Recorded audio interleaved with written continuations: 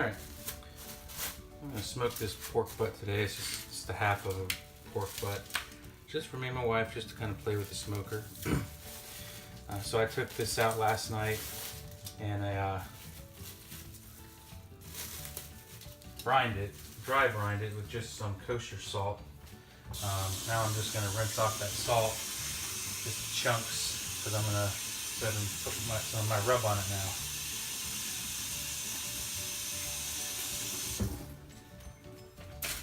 I'll go ahead and dry that off.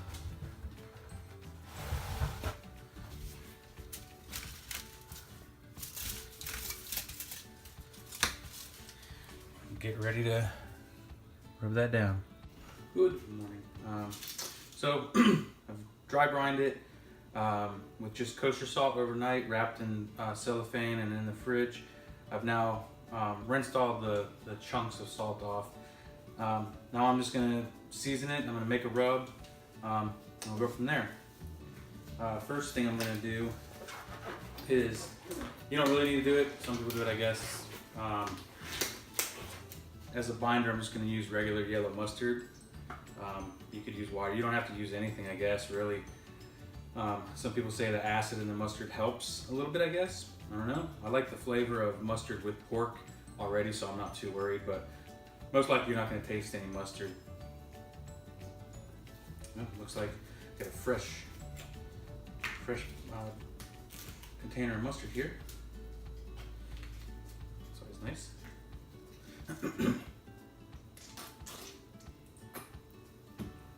Doesn't take a lot, just cover the exterior.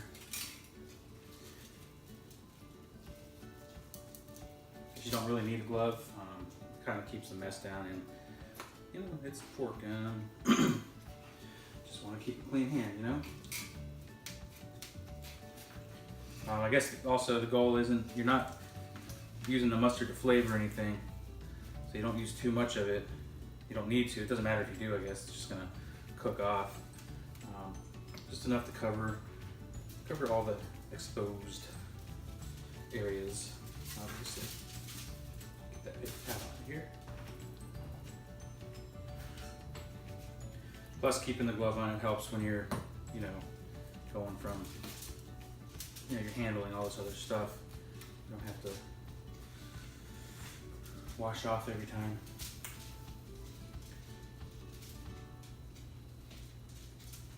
Okay.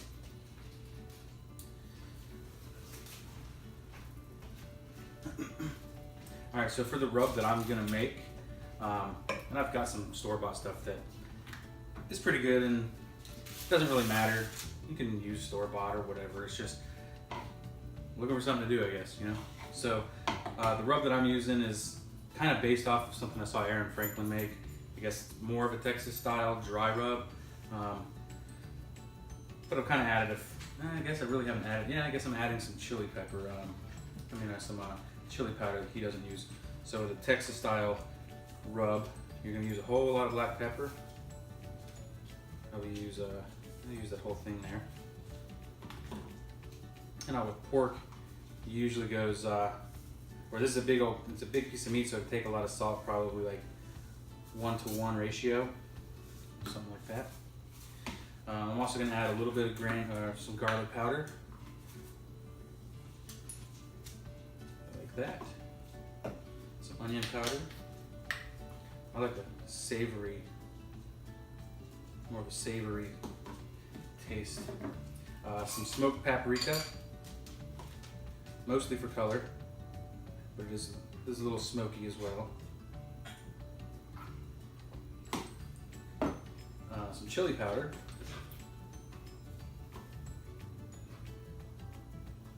A little clumpy. And just for a little bit of a kick, some cayenne pepper.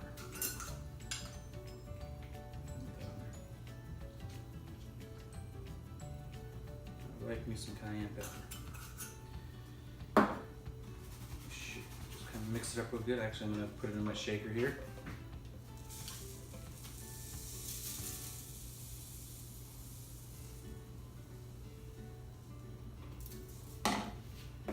Smells really good. And I just realized that I don't have another glove in here. I'm not going to run outside to get it. Put a little bit more of that paprika in there for color. A little more, looking more red.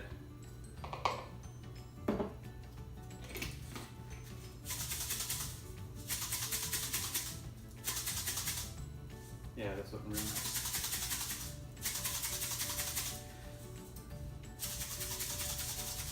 So since this is the last step that I'm going to do, I'm just going to rub it. I'm just going to put it in with my hand. I'm not going to worry about my glove or anything right now.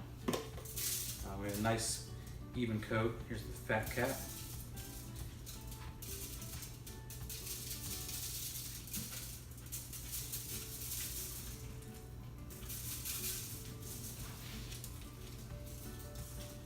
It's going to create a nice crusty bark, almost like something you get with a brisket or something.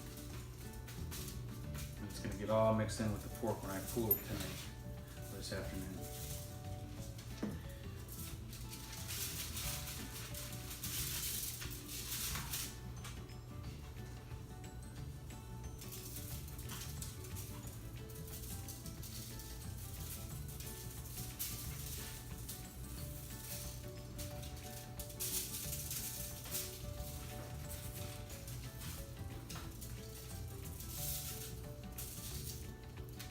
Not too worried about over seasoning this because there's a lot of fat, there's a lot of meat inside this. So basically when I go to pull it tonight or this afternoon, this is all gonna get mixed in with all the pork.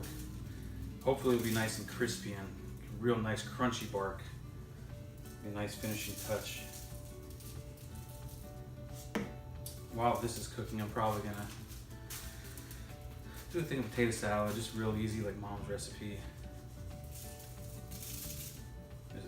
Secret ingredient.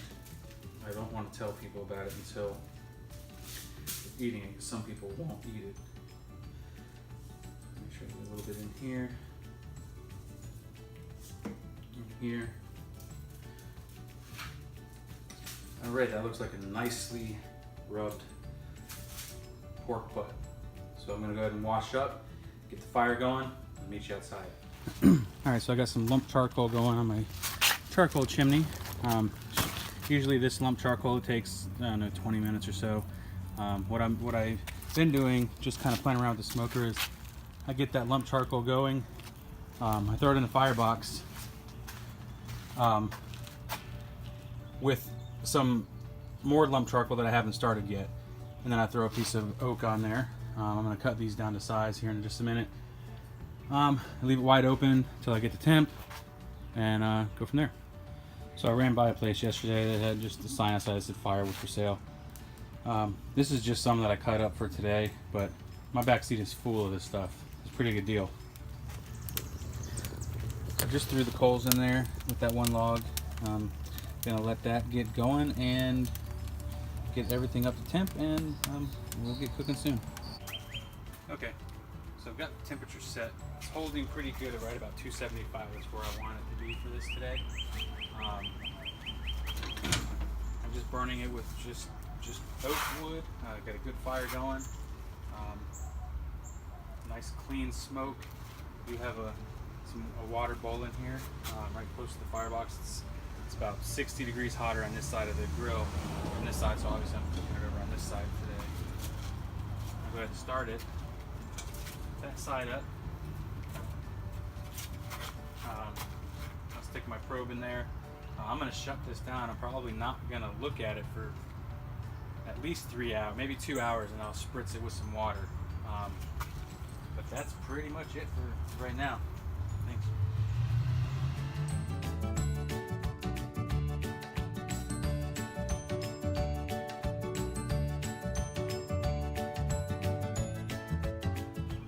Choo choo. So it turns out some of that wood that I bought, that was a really good deal, wasn't quite seasoned enough. So I had to run to Walmart to grab a couple things and came back and the fire was completely out. Well, it wasn't completely out, but it was just smoldering, and that was it. So I've got some birch that I had bought a couple days ago. I'm going to use that for fuel. I'm going to use basically some smaller oak chunks that I have to flavor it up until I wrap it at about 160. Then I'll just maintain the temperature with birch. It won't really affect the taste so much. So yeah, not a real good deal on the firewood. I mean, I'll keep it, I'll set it out, let it season for a few months, and I'll be able to use it then. But I will say, even though the fire went out, this grill actually did a really good job of, the lowest it got was, well, this is up here, but 200, 210, because I had the cooking chamber open, but when I came home it was like 225 still. So not too bad. It's still cooking. So since my fire went out, I had to start a whole new chimney with some briquettes on there. Threw another piece of oak that I threw that piece of oak in with the coals on the chimney. So this should be good for at least an hour. I'll throw some more wood on. Okay, so right at 2 hours. Obviously you see current temps 105. My alarm will go off at 160. That's when I'm going to pull it off and wrap it.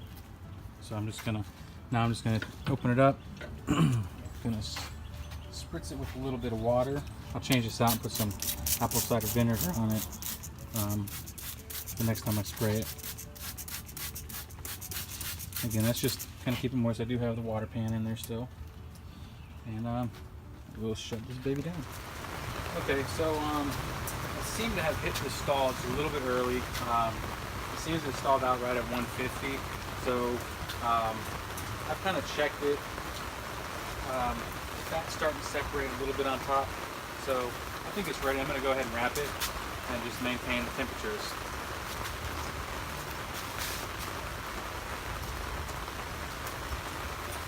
So pull that probe out.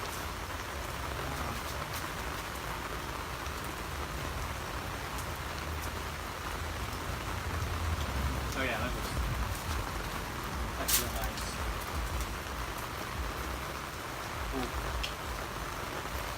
So I'm going to go ahead and spritz it, since this is going to be the last time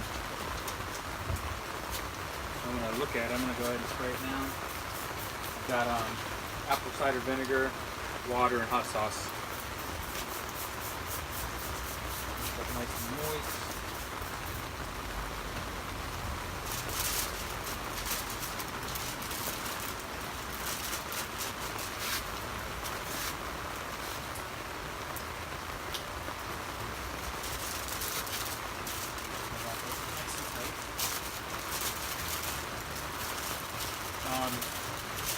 You do 2 layers just in case you rip it on the grate so the juices don't leak out. Once I get it back on the grill, I'm going to open it up so I can stick the probe back in it.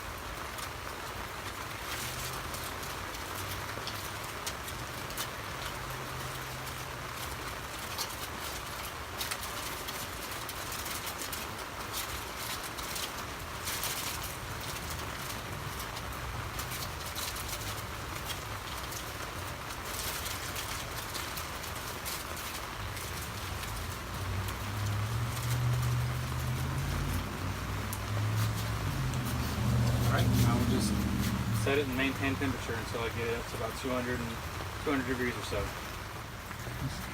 Just trying to maintain a fire. I got a big one going in there right now, but I've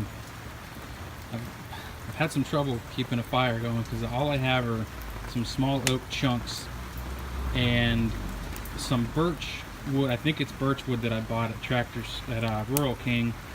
Didn't really want to use it for smoke, just wanted to use it for heat. I've got the pork wrapped now, so I can pretty much burn whatever I want just to keep a hot fire. and we'll see how it goes. I'm gonna probably go and get some more oak wood sometime this week, some seasoned wood from another guy that I know hopefully maintain a little bit easier than I have today. Alright, so unfortunately I had to finish it in the oven. Kind of ran out of wood. I'll have to be better prepared next time. But I got it up to 203 is when I pulled it out. It's been resting now about 15 minutes. I'm just going to let it sit here another 20 or so and finish up everything else.